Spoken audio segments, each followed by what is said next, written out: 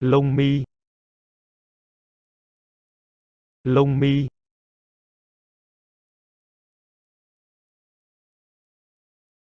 mắt, mắt,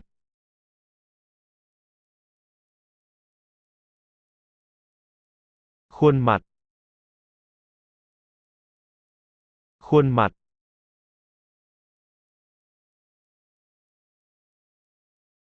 ngón tay, ngón tay,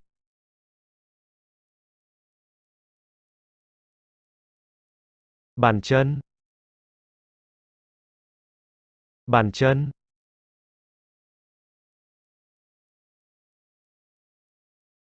tóc, tóc,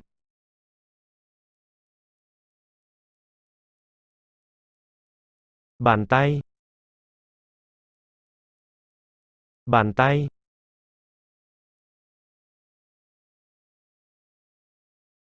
đầu, đầu,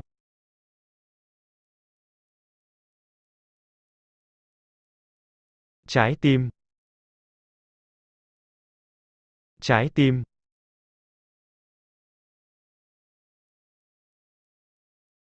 gót chân, gót chân,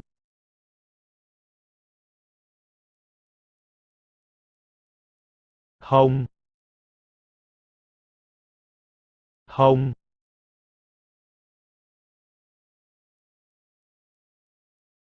ngón trỏ, ngón trỏ,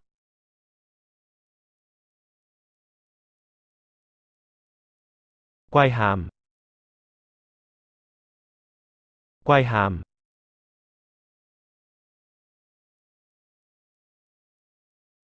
thận, thận,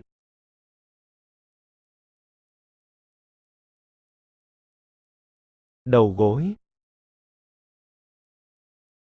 đầu gối,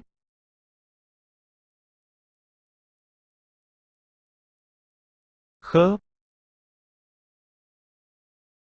khớp,